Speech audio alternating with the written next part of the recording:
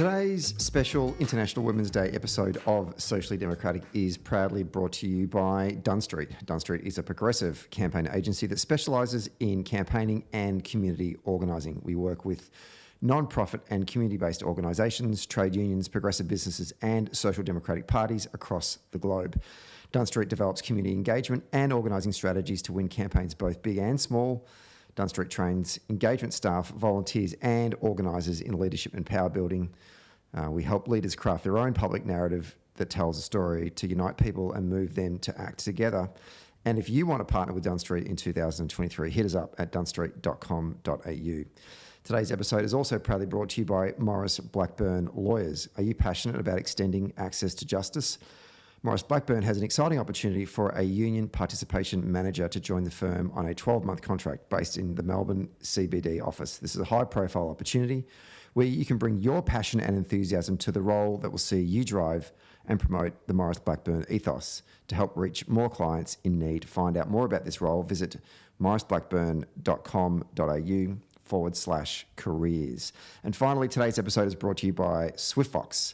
Every moment on a campaign matters. You need the tools that you can trust. Lists that are up to date, phone banks that can change minds, emails that drive donations, and events that will energise the community online and offline, and text blasts that distills your message perfectly. SwiftFox CRM is made for campaigners by campaigners. And to find out more, go to swiftfoxcrm.com to win your next campaign. Hello and welcome to our, as I said at the top, our annual International Women's Day mic handover episode. If you're new to Socially Democratic, what we do is every International Women's Day for the last 3 years, we've handed the microphone over to Liberty Sanger, who's one of the head of their national injuries department at Maurice Blackburn Lawyers.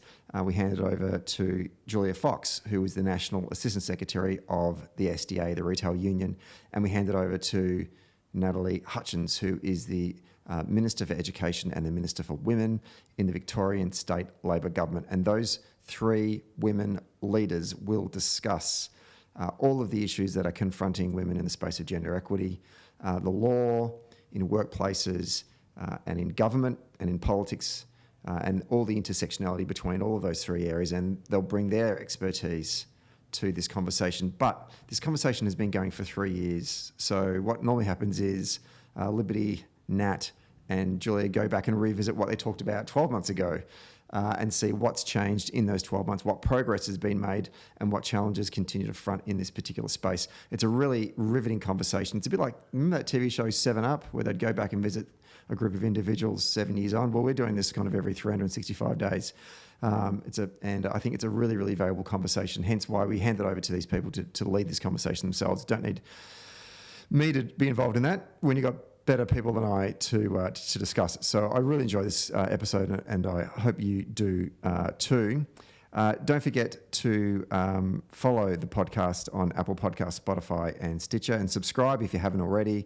And be sure to give us 5 stars on Apple Podcasts when you're done listening to the show, or leave us a review on Apple Podcast or Podchaser. And for all the latest updates, follow Dunn Street on Facebook, Twitter, Instagram, LinkedIn and YouTube. Okay, let's get to today's special episode.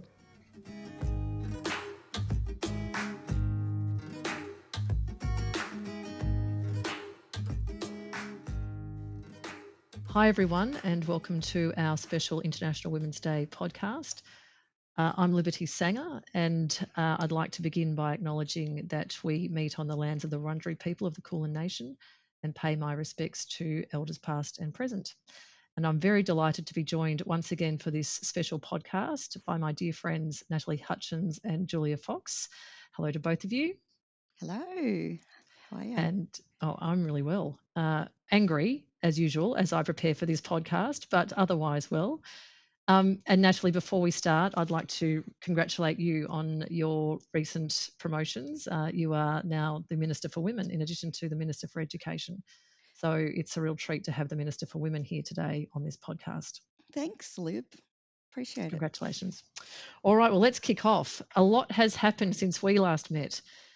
We've had 3 elections. We've had the South Australian and Victorian state elections, and one reasonably significant federal election. Yeah. We've had Jacinda Ardern sadly depart the stage and encounter a few ridiculous questions along the way. We've all lived through the heartache of Brittany Higgins as that has continued to unfold. And we are a decade on from the misogyny speech. And that's just a short list I put together. So where should we start? I thought we should start with the elections because we've got two extraordinary political analysts here with us today. So why don't we just dive straight in? Let's start with the federal election. What happened there? What are your views on how women voted and how women were responding to the issues that Scott Morrison was putting on the agenda? Nat, perhaps we'll start with you. I think, look, people were kind of, particularly women, were sick of being treated as second-class citizens, and I think they took their actions to the ballot box in probably the kind of quietest way that I've seen in a long time. Like, there wasn't, rallies in the streets in the lead up to the election, but there certainly was a rebellion at the ballot box. And I'd say Labor and the Teals and the Greens positioned themselves very well by having so many fantastic women candidates, which were, the beneficiaries of that backlash against the federal government. Mm. And Julia, when we last met, you were urging listeners to use their vote to send their protest and put the Liberals last, particularly women. You made the point, actually, that the former federal government had shown through their policy action that they were disrespecting women. You must have been some kind of prophet. You were certainly well listened to. What are your reflections on how women voted at the last election? I think it was interesting how many conversations people were having about gender in a different way, I think, in terms of representation. And to Nat's point about the Teals, and just, there was a lot of female candidates and good quality candidates. So I think the arguments around representation for the Liberal Party was just really clear that they weren't even looking for proper candidates to actually be a representative party. And that was really interesting. So I think people were just sick of the lip service that was paid to women and the issues that women feel strongly about, whether it's workplace issues or sexual harassment or things like family and domestic violence leave, and all those things that were important for women just weren't part of the Liberal narrative at all. And I think Scott Morrison was a real disadvantage, I think, with some of the ways that he had represented and been, or in his leadership, I think, particularly around issues of gender equality. So it was interesting. But I think since the election, it's been a collective sigh of relief, You hear it, it's audible. People are just like, oh, thank God there's change, We needed that, because it just felt like we were really on the edge. If it had gone the other way, I think a lot of women felt that we would be going backwards very quickly, more so than we had been. So I think it was a real turning point for women. Feels like it's been a seismic shift. I recall Paul Erickson talking about one of the things that kept showing up in polling was that women were appalled at Scott Morrison's comments that he only realised about how angry we all were on the issues of sexual harassment and the particular allegations that Brittany Higgins was raising when he reflected on them as a father and a husband. And I remember when I first heard that, I thought, I can't actually believe that the Prime Minister of Australia has just said that. That's so absurd. How has he not reflected on this as the Prime Minister of Australia? So, I well understand why that continued to show up. And then the other thing that continued to show up was that comment he made when there were the protests outside Parliament. And he made the comment that, how lucky all these women were to be able to protest so safely in this country, because in other countries they'd be met with bullets. Like, it's complete disconnect. But it's interesting for me to reflect on the fact that those comments kept being played in the focus groups and the research that the ALP were undertaking, because they're obviously representative of something much deeper, but those were kind of the things that stayed with women voters. Oh, it was just a disrespect for, what what is important to so many women's lives, and that's, safety in the community, safety in the workplace, not being recognised as something that was, hitting a nerve by the Prime Minister. And I think I said on this podcast last year, I hope to not ever see Scott Morrison washing a woman's hair as a media stunt ever again, because I just found the whole thing a little bit creepy. But I'm pretty sure I'm not going to see that ever again now, which is a good thing. And it's so fantastic to have a new federal government in place that understands what's important to women. And I think that's coming through in leaps and bounds with the legislation that they're prioritising through the Parliament. Oh, yeah, totally agree. And just before we go there, what are your thoughts on how the Liberal and National Party have ended up here as compared to the Labor Party? I mean, I think that the Federal Parliamentary Labor Caucus is over 50% women, whereas the LNP caucus is well under 30. And then we see now statistics on how well we're doing as a nation on women in the Parliament. I think 38% overall of our parliamentarians are women, 31% of the lower house representatives are women, 53% of the Senate are women. But that change has been driven by the Labor Party. It hasn't been driven by the Liberal National Party. So what's led to that? And although we're not in the business of giving them advice, what would they have to do to change that? Well, I don't think they're a voice, for, half of the population. And I think that's come through really clearly. Lack of leadership. Still hearing them fight over in their party about quotas and making sure women are equally represented in the party. I think the Liberal assessment of what went wrong kind of missed the main game, which was gender, was a huge part of what went wrong. And they just don't seem to be able to self-reflect and listen to those voices. And even with the impact of the Teals, who normally would have probably fallen very much into the Liberal Party in the previous days, you just think, well, how come they haven't seen that either? It's been just the lack of self-reflection is really stark, and if they can't reflect on that, then they just can't lead or govern, can they? Because they just don't see what's the issues that are important to people. Really they amazing. Have a lack of diversity of thought around the cabinet table, shadow cabinet table, and within their caucus. Yeah, and we've seen a couple of times over the last couple of years Liberal leaders come out and say, oh, yes, with this vacancy that's come up, it's definitely going to be a woman. And we even saw in New South Wales the current Premier say that this round of pre-selections for the Liberal Party up there were going to be skewed towards getting more women into Parliament. And he didn't have a lot of success with that. And they're still not committing to quotas. And that's the best thing. Affirmative action is what delivers the real change. And I think I may have said on last year's podcast, so my observations of where the private sector is at and corporate Australia is at, is they absolutely get that you need to have targets inside, transparent targets reported against.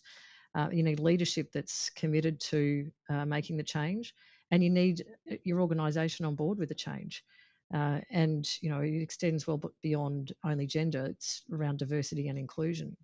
And I'm so thrilled that we have Muslim representatives at the table. We have Asian representatives at the table.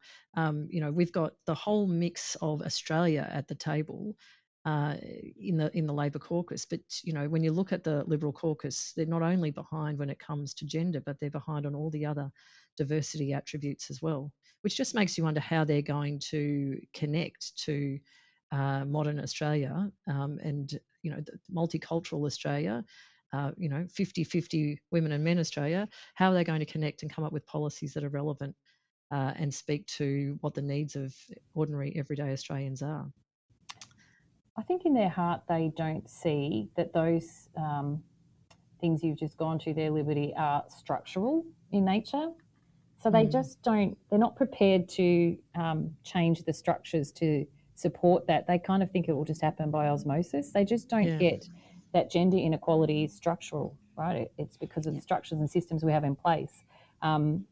They still view it kind of in this individual, well, I'm not discriminating, I've got equal access to everything.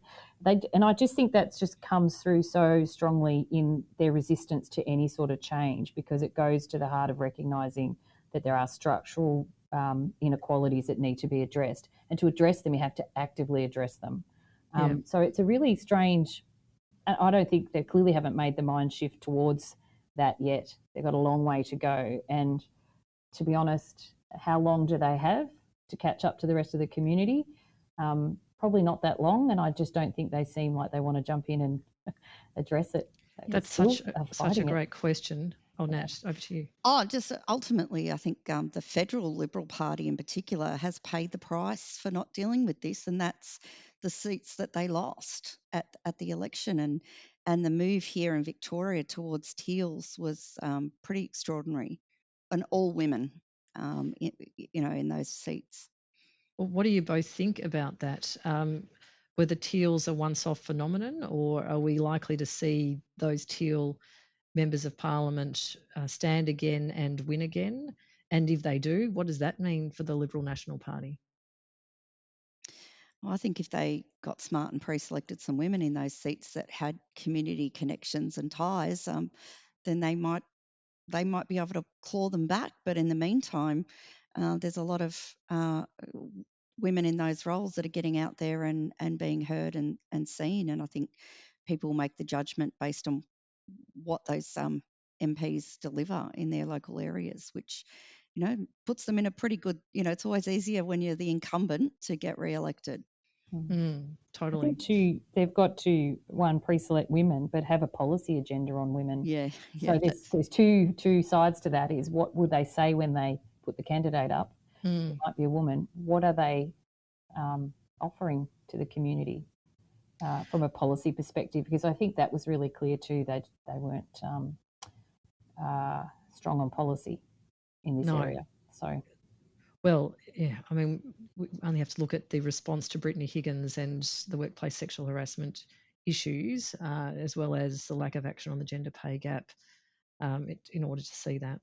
And Nat, you will have now done some work on the National Family Violence Strategy as well. So I think that had been allowed to dwindle under the last federal government also. We have seen in the Aston by-election the Liberal Party, in fact Peter Dutton, insist on a woman being pre-selected, and we've seen Rashina Campbell pre-selected for the Liberal Party. She's going head-to-head with our previously pre-selected and once again running candidate Mary Doyle. What do you both think about the Aston by-election? What do you think are going to be the relevant issues that emerge there, and to what extent are they going to feed into the issues of gender? Well, I think from a Labor perspective, we're in a pretty good position to be getting out the messaging in attracting women voters in particular, getting out the message that we have the legislation in the federal parliament that's going to work towards addressing issues of sexual harassment in the workplace and gender equality. There's a gender equality strategy nationally that's being worked on by the federal government as we speak. And I think that they're massive enhancements in Labor's favour to speaking to particularly working women and working women with families who want to see a real difference. And, as Julia just said, I'm not sure what in the domain of women voters that they're particularly reaching out hard on from the Liberal Party into the seat of Aston. And I know our candidate, Mary, is a strong voice for local community out there. And I think she's going to be giving them a real serious run for their money in this by-election. Well, it was pretty tight at the last election. What do you think, Julia? I think the other interesting factor is, since the federal Labor government came into power, so many positive changes have then been made in a really short space of time. So there's a real visibility to the community in that seat about actually what can be achieved and sound policy decisions and the implementation of policy and outcomes for women that might actually impact and make for better futures. So I think that will be interesting as to how much they focus on gender in this community and discussion. Obviously, cost of living is a huge issue, but for women, cost of living pressures, again, seem to be compounded when you add in all the structural inequalities that women face, whether it's in their wages or in their retirement outcomes, etc. So I just think there's a proof point to be able to demonstrate the real difference between the two.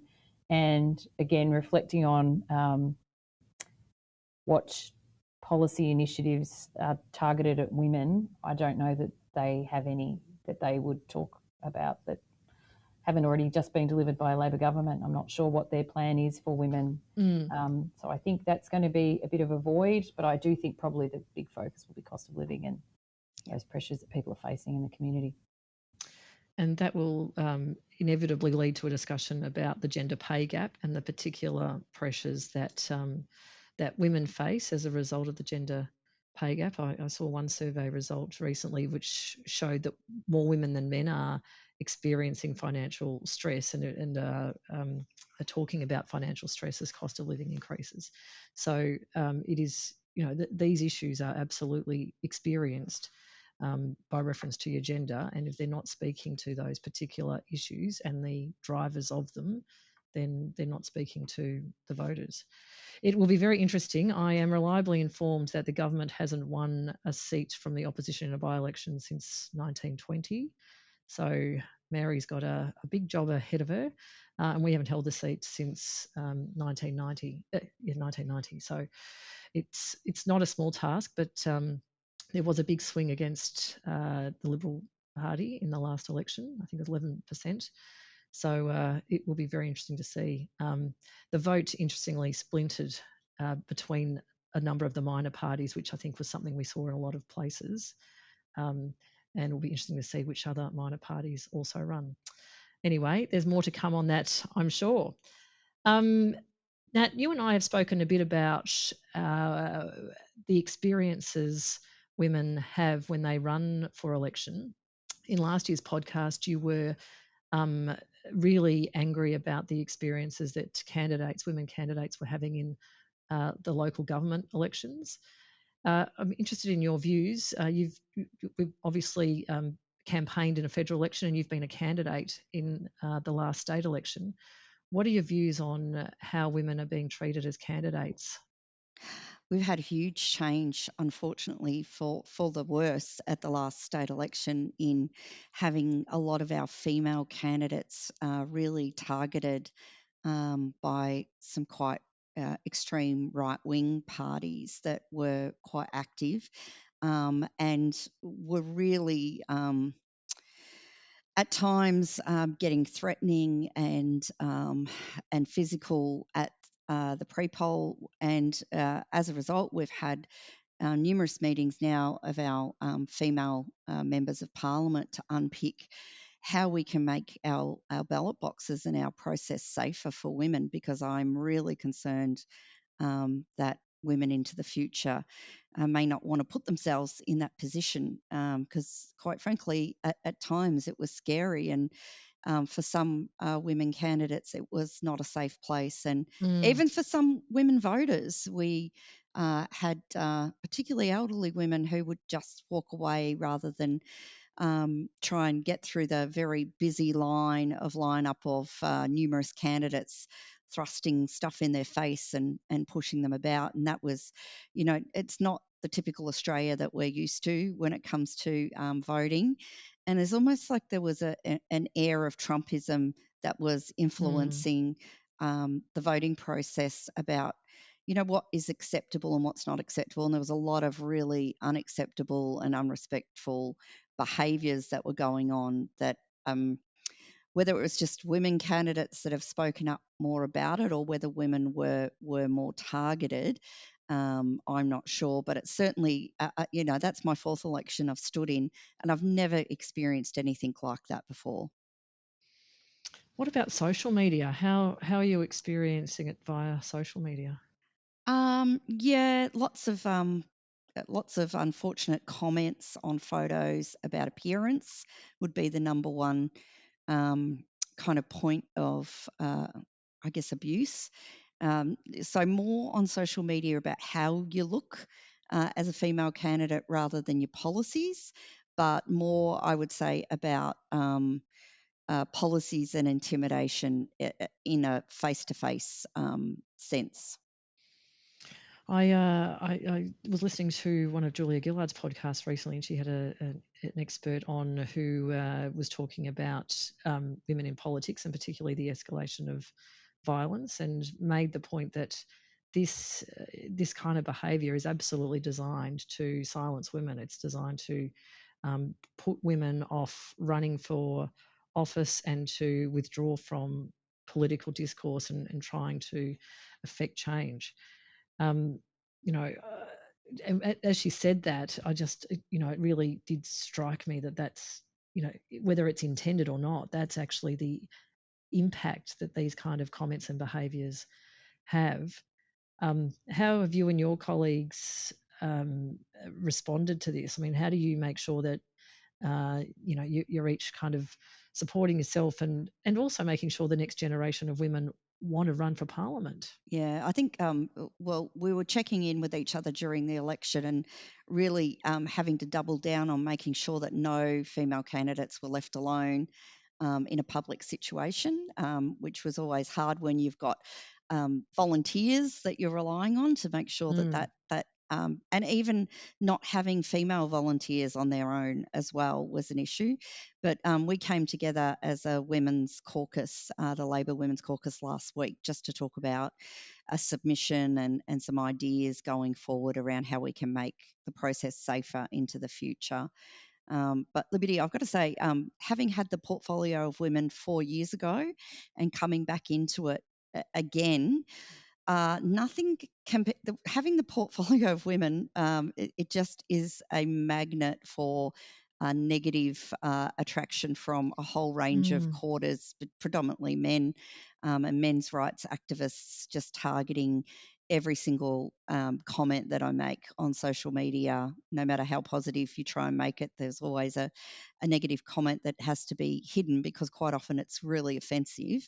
And I didn't, I had a break from the women's portfolio, went into corrections and youth justice, and they're pretty tough portfolios. And I never had the volume of negative feedback that I've had in the women's portfolio from men's rights activists and other groups out there who tend to target women politicians. And it's not just a Victorian thing, it's an Australian. This happens, all around our nation and unfortunately around the world. I think it's Julia, still got to be, that far right tactics also, though, for me, is so instrumental in the role the media has in that. And, the behaviour and the media reporting for the Victorian state election was just mind-boggling in so many ways. But the media has a role to play, and I think,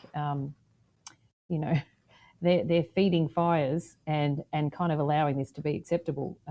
And I think that's part of the problem with the far right, but it definitely is impacting women. I know women who might have wanted to put their hand up for saying, I'm not going to put myself, my family, my kids through that level of abuse. That worries me so much. Yeah, so it's working, isn't it? But it's that's right. It's working. Appalling. Yeah. And this is not something that that men experience in a gendered way. I think it's accepted that there's a bit of rough and tumble in politics, and there's a contest of ideas, and that when you're putting something out there, it's up for debate. But that's within certain parameters. And then there are other comments, sexualized comments, violent comments, comments about appearance and the like, which are absolutely designed to intimidate, humiliate, or frighten, scare, detract women from participating in the political process at all. Yeah, and even on polling booths, to Nat's point, like it was felt heightened, like aggressive and heightened, which is normally, it's kind of, it's good fun when you're on the booths and everyone interacts in different ways. But like, the booth I was on, it was really was quite tense and just a different experience for that candidate. The candidate in the seat that I was in was just explaining what they'd been through and some of the issues they'd had in the street when they're out talking to their community, and at times felt threatened, had called police a number of times, and you're just thinking, this is crazy. And, it needs to be addressed, the tactics that are being adopted by the far right. Yeah, Julia, I'd never had to call the police ever in an election, and this election just gone. I think I may have had to call the police maybe 5 times in total, because of the level of threat and perceived physical threat that was kind of being bandied around. But look, I do want to emphasise a positive, Liberty, and that is we ended up with 51% of women in our caucus. So, something went right in amongst all that. Let's take a quick break to talk about SwiftFox. Every moment on a campaign matters. You need the tools that you can trust. Lists that are up to date, absolutely. Phone banks that can change minds. Emails that drive donations, and events that will energise the community online and offline. And text blasts that distill your message perfectly. SwiftFox CRM is made for campaigners by campaigners. And to find out more, go to swiftfoxcrm.com to win your next campaign. Okay, let's get back to the show. So victory is very sweet in that regard. But I think on to draw a thread that I don't think is ridiculous here. We did come off a climate where we had a Prime Minister of Australia that wasn't able to see, or chose not to see, or else was quite Machiavellian in how he approached the issue of gender. And that was not a first. In reading Julia Gillard's book about 10 years on from the misogyny speech, I was of course reminded about all those horrible comments that she had to endure from the former leader of the opposition, Tony Abbott, and from Alan Jones and the like, and just shocking comments about our Prime Minister. And how far have we come when we still see our former Prime Minister not being able to see, or at least not being able to articulate on behalf of the nation, the issues relating to gender and sort of making a stand about why that was wrong. I hope that with our change in Prime Minister and the change in federal government and the agenda that they've got around equality and inclusion, that we see that conversation shift. Because, like both of you, I'm not in the business of alienating people. And if there are people who are feeling like they are being left behind by any of the policies that are being put forward, you want to find a way to build that bridge and bring them along. This is an educative process. But when all that's being promoted is division and sort of playing the gender card in order to get votes for only reasons of power and not for making any change, you can see how quickly you are enabling this conversation, which is having this very direct impact on women and women as candidates and our next generation of women candidates. So on that very positive note, why don't we move along to the positive agenda of the Commonwealth Government and have a talk about what it is that they're trying to do, in fact have already done in their short time in office. Julia, you are absolutely expert in the Fair Work Act and all the changes that have been made to the Fair Work Act. Do you want to run us through what it means to have a gender equality objective in the Fair Work Act and all the resulting amendments that have come as well? Yeah, it's been a really significant change. And I think, there's lots of conversations about multi-employer bargaining and those sorts of things, but ultimately I think the changes in the Act regarding gender equality were really, really significant. It still irks me a bit that we needed a Fair Work Act to actually call out that gender equality is an objective. It bothers me that we have to do that. But it made a difference. For example, in our union's case, when we had to defend the cuts to penalty rates for retail workers, we weren't able to rely on the gendered impact that those cuts would have, and they clearly had a gendered impact. So having a gender equality objective of the Act is really important.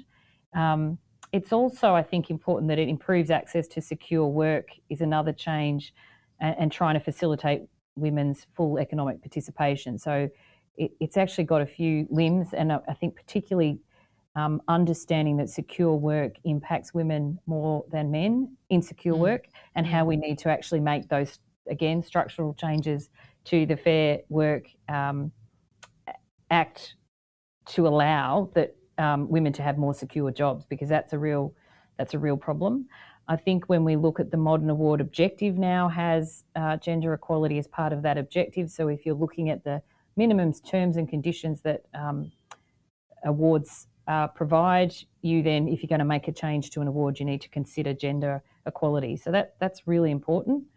I think there's big changes to equal remuneration, and we've all know how challenging that has been for people to be successfully winning cases on equal remuneration when we all know that people are not equally remunerated. Yes. So there's been real blocks to the legislation and its impact it's had. So cases have been run by unions for a number of years, and it's been really, really difficult. So I think we're hoping that those changes have a very positive impact. I think to date, only one of those cases has succeeded, hasn't it? And, I know. And that was essentially because the government of the day, Julia Gillard's government, came to the table and said, we'll fund it for early childhood educators. But every other case that was presented failed. That's right. And things like the male comparator has now been removed. And so I think there's opportunities there to lift the wages, reflecting the kind of undervaluation, historical undervaluation of women's work that we've seen, in particularly in those care professions. And then, so you have those expert panels that have now been put into the legislation as well to address some of the specific industries. So I think there's some really good opportunities to understand how these workforces have been impacted by those, again, structural inequalities. And so there's an opportunity to address them. So I think that's really important. And then the other one is the respect at work changes. So they're huge. The pay secrecy laws changes are really significant, and sexual harassment in the Fair Work Act as well. But I think the positive duty is going to be very important. Again, for someone who represents retail and fast food workers, the levels of sexual harassment in our industries, we're the fourth worst. And, the retail industry employs, 10% of all working Australians. So we know we've got a problem in regards to the levels of sexual harassment. And again, we're in an industry that employs more women, and it's also an industry with young people. So unfortunately for our members, a lot of their first experience of a job is going to be sexually harassed. So I think the positive duty is just fundamental to starting to see positive actions from employers to address what the kind of causes of poor workplace cultures that lead to sexual harassment. But that's just to name a few, Liberty. There's a lot of work that's been done. Yeah. Well, I know that action on workplace sexual harassment is something that's dear to all of our hearts, that all three of us have spent a long time campaigning for action to be taken, and for workplaces, employers, to take responsibility for the cultures that they're overseeing. In fact, Nat, you called this out last year on the podcast, that this is what you wanted to see over the 12 months it's just been. You wanted to see women feeling safe and supported when they made allegations of workplace sexual harassment, and you wanted to see a reduction in the overall level of sexual harassment. What are your reflections, Nat, on the work both the federal government's done? I know that I obviously know that your government's done a lot of work on workplace sexual harassment. I was lucky enough to be involved in one of the pieces. What are your thoughts on where we're at with workplace sexual harassment? I think, unfortunately, there's still a long way to go on this matter.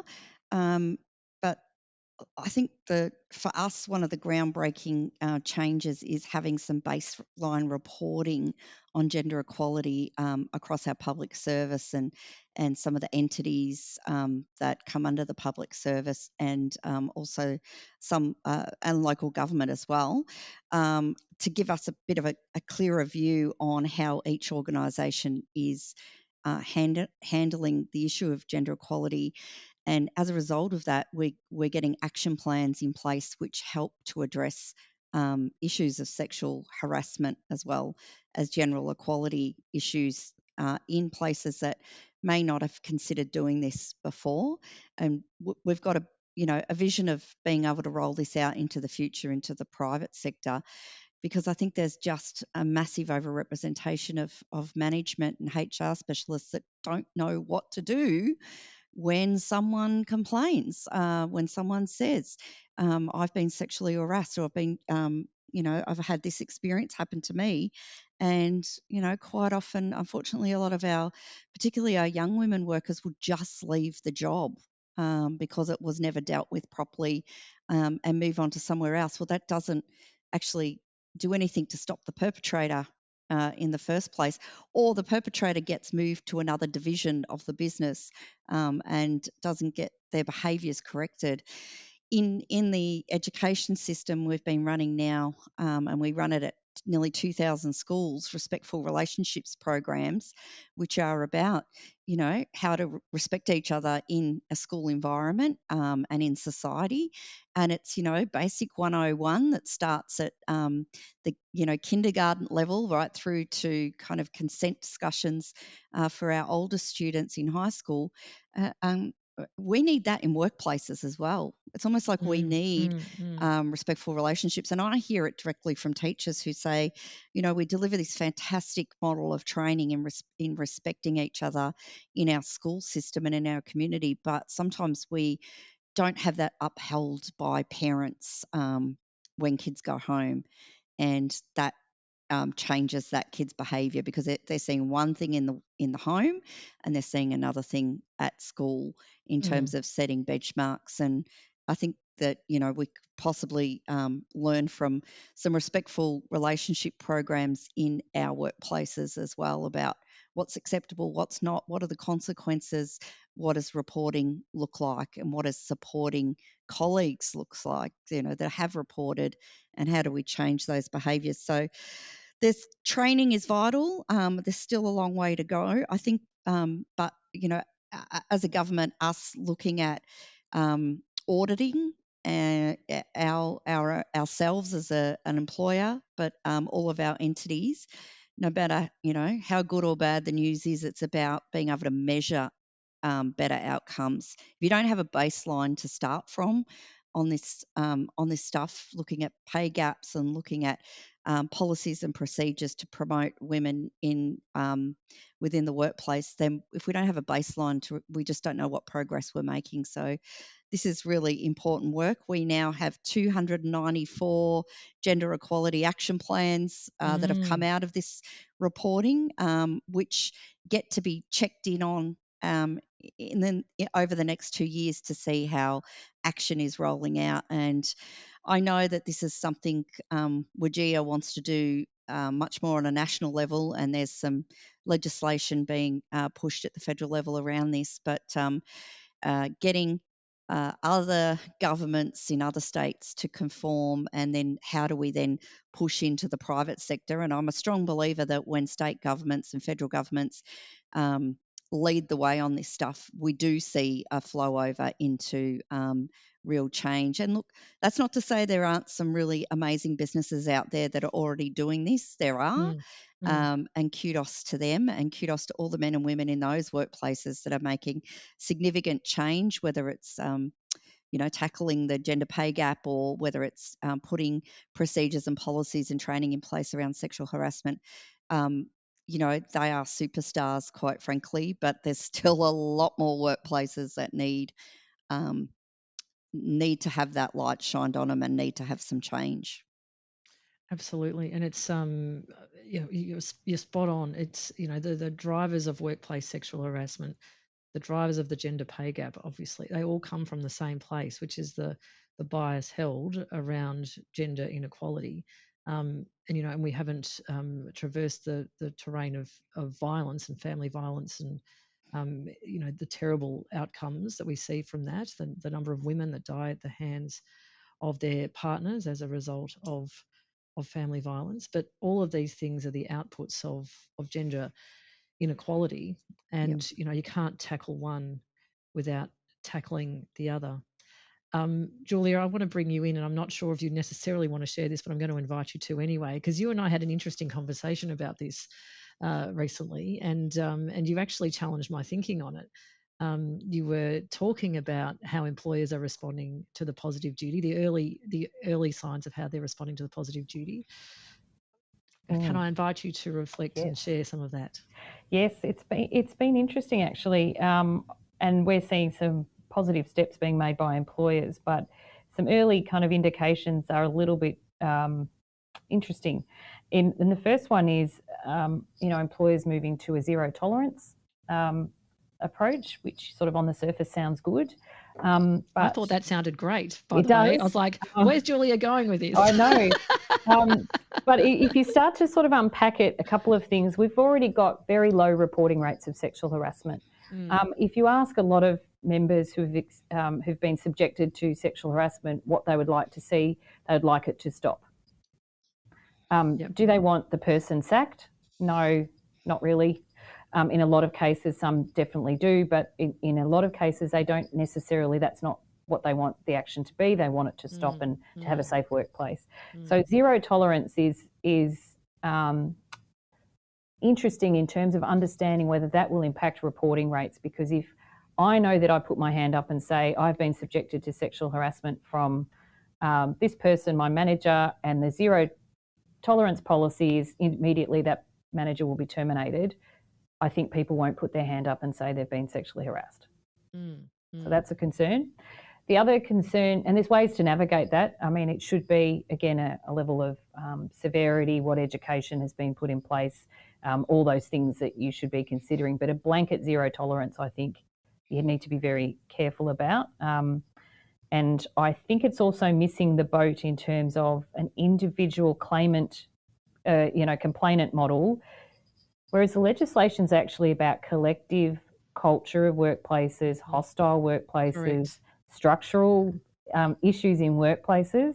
And this feels like a little bit easy to just go, well, we'll sack everyone who commits sexual harassment. If we do that in retail, there won't be many workplace people left, because there is very high incidences of sexual harassment in all workplaces in Australia. So sacking everyone, we've got to work out a way to make sure people understand what's acceptable behaviour. That's why, to Nat's point about respectful relationships. But the cultural part of low reporting, we're also seeing, again, I'd like HR professionals to join the dots a bit more.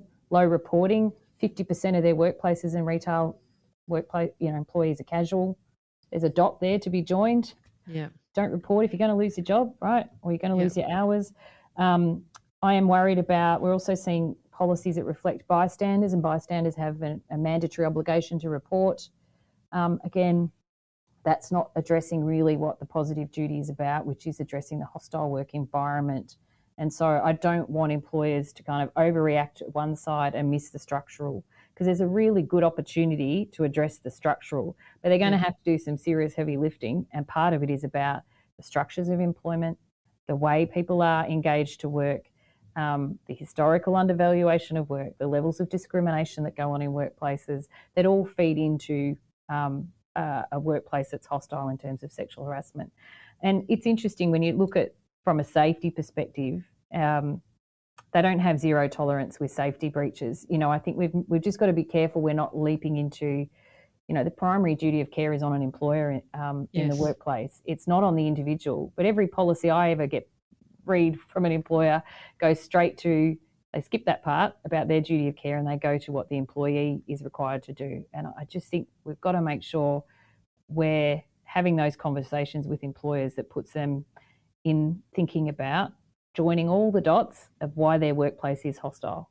It's such a great point. Nat, it goes to the point you made too, that HR people just don't know what to do when someone goes to them with a complaint of workplace sexual harassment. And there are resources now, and thank you for your time, Lib, on the Ministerial Task Force into workplace sexual harassment. And I think the big key outcome of that inquiry is the fact that the government has said that sexual harassment in the workplace is now an health and safety matter and needs to be handled by WorkSafe. And that means there's been some funding that has allowed some proactive work to happen around this into our workplaces, but also reframes that this is a safety issue. Absolutely. And everyone understands how to deal with a safety issue. You've got your OHS committees, you've got a structure, you've got a structural way of dealing with a structural problem. So OHS committees meet, they talk about the risks of the workplace, to your point, Julia, the hostile nature of the workplace.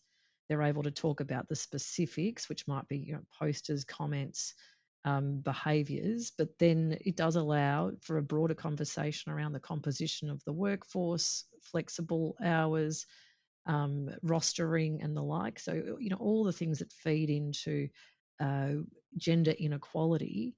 And then you've got a mechanism by which that's reported internally, transparently, and hopefully a mechanism by which these grievances can be raised in a way that doesn't go to immediate termination of the worker, the alleged perpetrator, but does, you're using, subject to how bad the allegation was, obviously, but that you're using these moments as education opportunities, because that's what's going to get us the shift, and that's what's going to make it better for all of us. I really respond very favourably to what you've said, Julia, about any instances of comments or behaviours that I've experienced professionally. I've only ever wanted corrected with I need you to know why that's wrong. I don't need you to lose your job over it. But that's because of the nature of the comments and behaviours that I've been subjected to. It's not because if they had been more serious, it would obviously require more serious consequences. But again, OHS provides that sort of framework. If there's a very serious incident at work as a result of a machine or some other process that causes a physical injury, then WorkSafe is called in. It's a reportable offence, and there's a whole series of consequences that flow.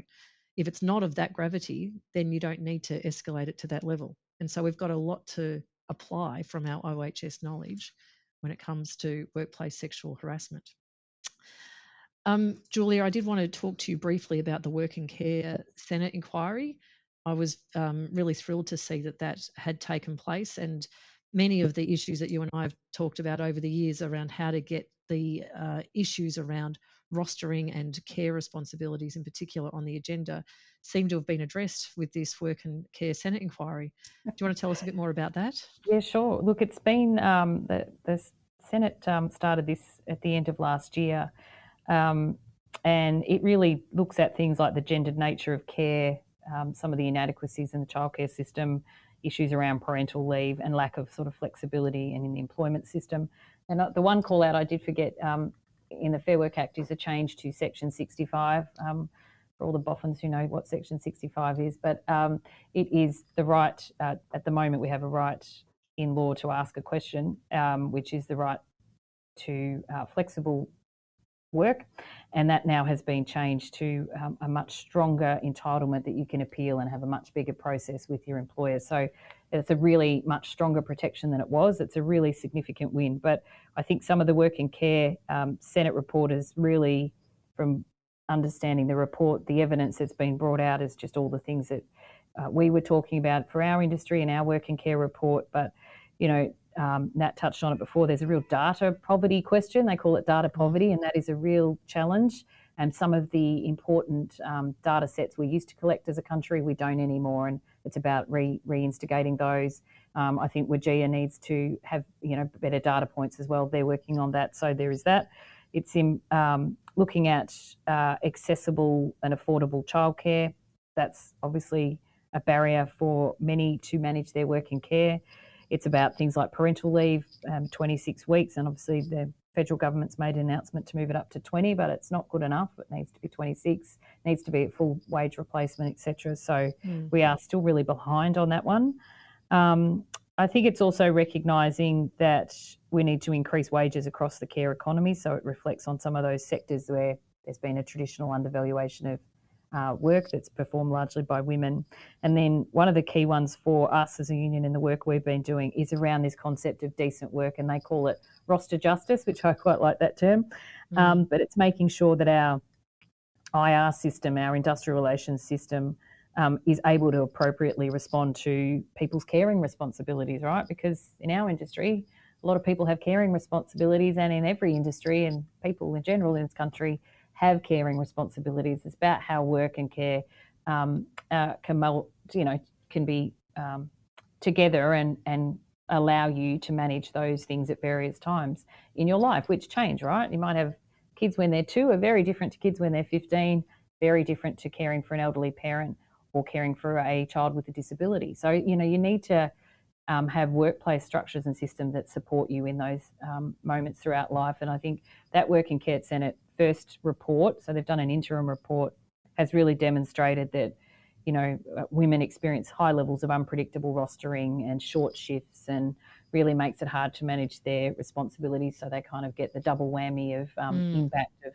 one, not being able to make enough income to survive, constantly having to juggle. So there's very much an emotional and mental health impact.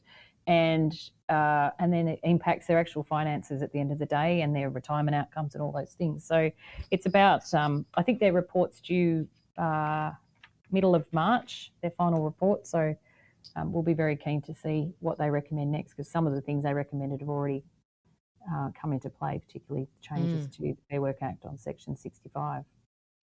I was really moved by the work that you led through the SDA on the impact of rostering on women. I mean, all of your members, but particularly single women or women that might have some other vulnerability that meant that they were having trouble accessing the workplace. Just the impact that meant for them and their kids. Couldn't use really childcare because of the unpredictable hours. Couldn't really engage the kids in after school activities because that was unreliable. Had to rely on informal care arrangements, grandparents or friends.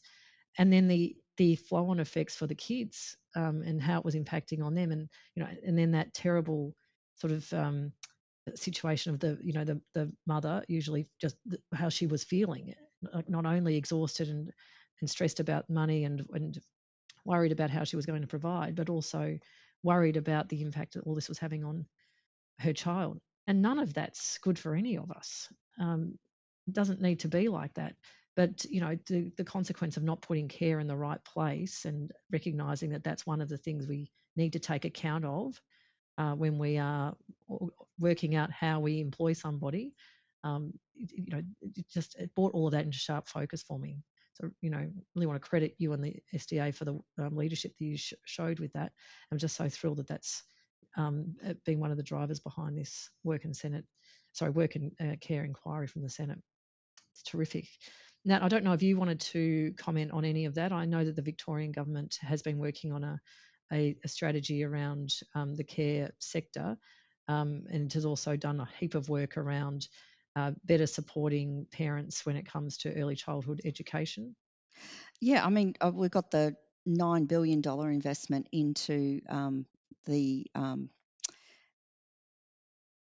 3 and 4-year-old free kinder and Best Start, Best Life. And that's just a major game changer. Our estimates are that within a few years of that operating, that it will open access to more work hours available to young or to women with young children, of up to about 15,000 more women being able to work more substantial hours, having that support in place. So it's not only a game changer for the trajectory of our young people being able to be on the front foot with their education as they move from preschool into school, but it's also a game changer for working parents as well, which is a really amazing commitment.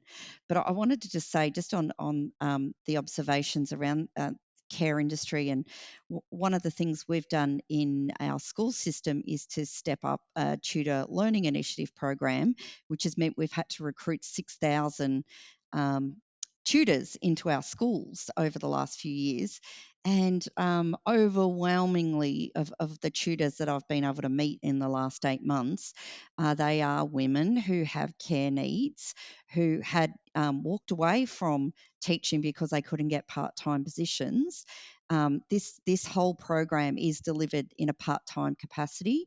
So everyone that comes into it is able to work part-time if they choose to, and a majority of them are. But I've heard from so many of the women, I said, oh, why did you walk away from teaching? It was like, because I didn't have an option to work part-time, and I have to care for my mum, or I have to care for a disabled child, or I have little children, just a myriad of issues. And overwhelmingly, the majority of people that we've got in those positions of tutor learning are women, and they're women with care responsibilities. So it just goes to show that there was a dire need out there for us to continue to be able to engage women on their terms and their needs, and we had no trouble filling those positions. Wow. That's and fantastic. The exodus of knowledge that we were prepared to just walk out the door. It's amazing, isn't it? Like all that training and skill being just not utilised. So it's great. But many of them kept up their registration as teachers, but weren't in the classroom. And it's something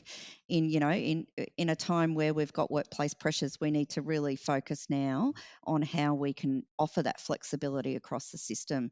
And I think there's a lot of industries that are going to have to look at that. Yeah. You've seen that in childcare. I think a lot of people walking away from childcare because it doesn't offer part-time work, which is kind of ironic. But yeah. It is kind of ridiculous. It's a great example, actually, of what I hope that we start to see more and more of as we see the Victorian government and the federal government really embrace gender responsive budgeting. This is a big bugbear of mine, and it's only as I've really come to understand the importance of budgets. I know this might sound very naive of me, but there's really no point directing your advocacy only at sort of winning the heart if you don't win the mind and the money. And if it doesn't appear in the budget, then the reality is that your great program and your great advocacy is not going to get funded. So what I want to see a whole lot more of is that as policies are developed, that the impact, both positive and negative, on everybody is taken into account. Nat, your example is a great example. It's not only of benefit to all of those women, but actually they're all going to be consumers in our economy. They're all going to be taxpayers as well. There's a productivity boost.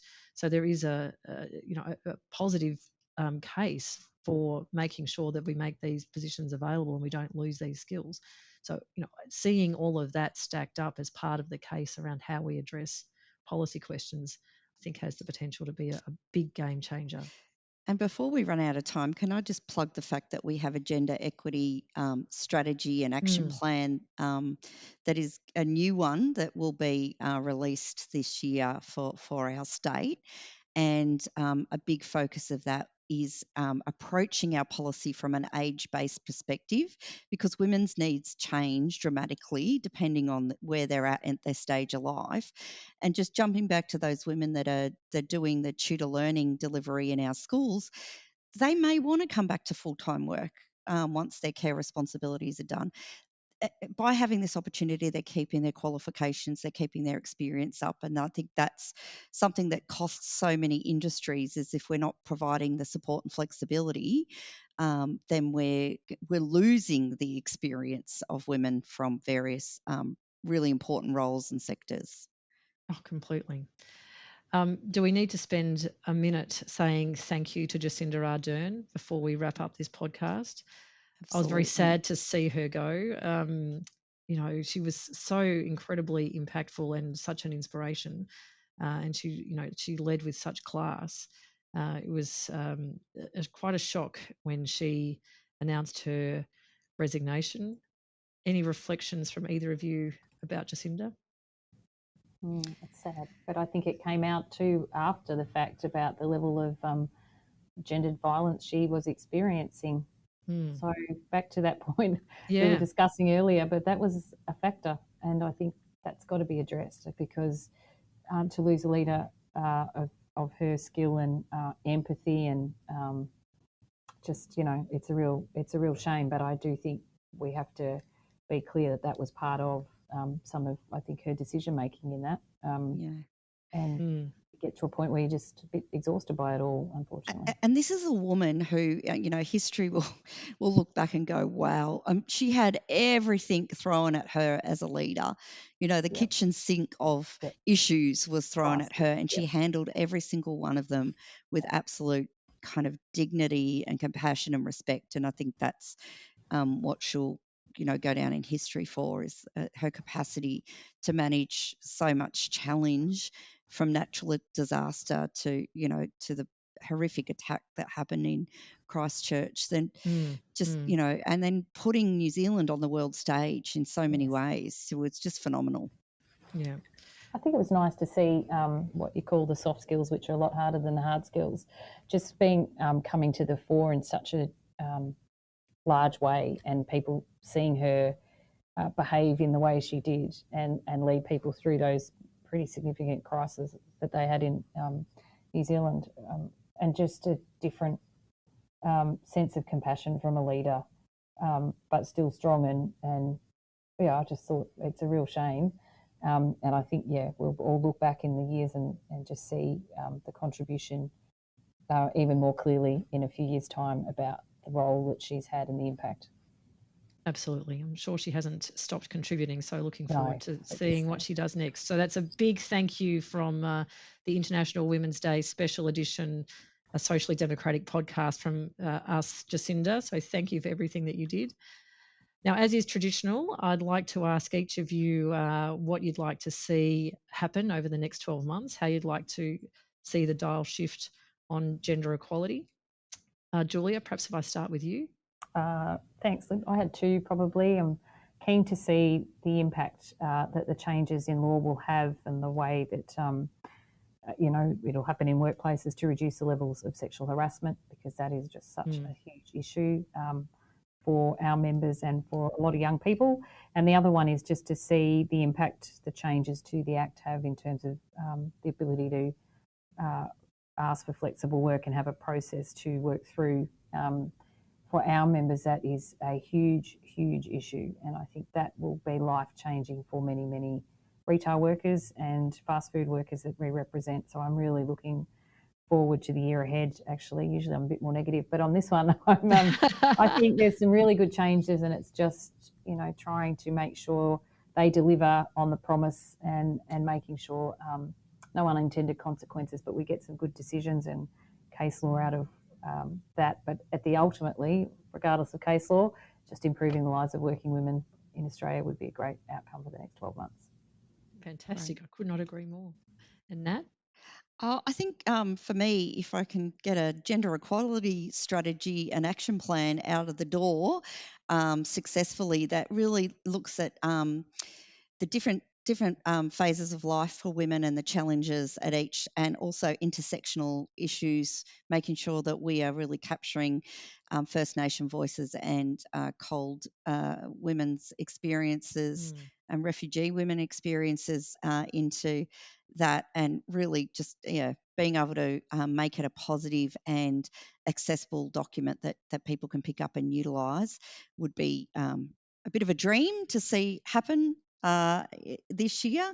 But also I'd love to see that reporting around gender equality across all of our states and nationally happening at a better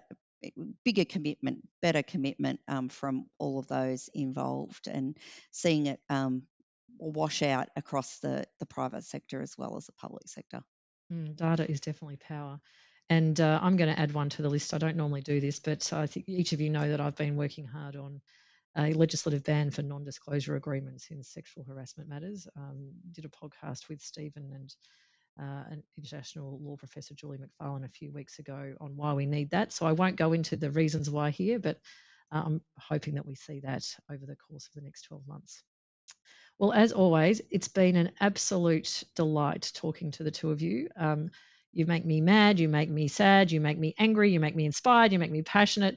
But I'm just so proud of the work that you both do, and so grateful for the fact that you work so hard day in, day out with all the challenges that you face, and the challenges that your constituents and your members face around the issues of gender inequality.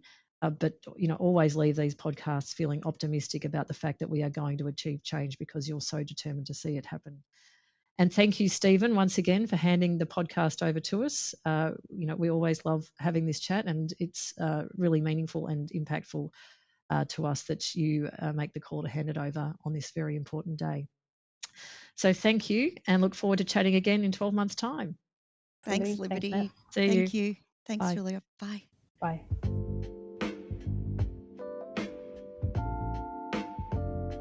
Thanks for listening to Socially Democratic. Did you like the podcast? Hit the follow or subscribe button and be sure to leave a review on Apple Podcast or Podchaser. And to get all the latest on Socially Democratic, follow Dunn Street on Facebook, Instagram, Twitter and LinkedIn. And we'll see you next Friday.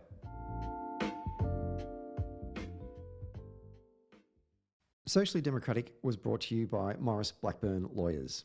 Maurice Blackburn Lawyers have spent more than a century paving the hard path to justice for everyday Australians.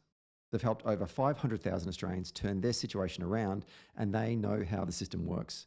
Their experience and skills means you'll get the best results possible. Find out more on their website, mauriceblackburn.com.au. Maurice Blackburn, experience you can count on. Socially Democratic was brought to you by SwiftFox. Every moment on a campaign matters. You need the tools that you can trust, lists that are up to date, phone banks that can change minds, emails that drive donations, events that will energise the community online and offline, and text blasts that distill your message perfectly. SwiftFox CRM is made for campaigners by campaigners. To find out more, go to swiftfoxcrm.com to win your next campaign.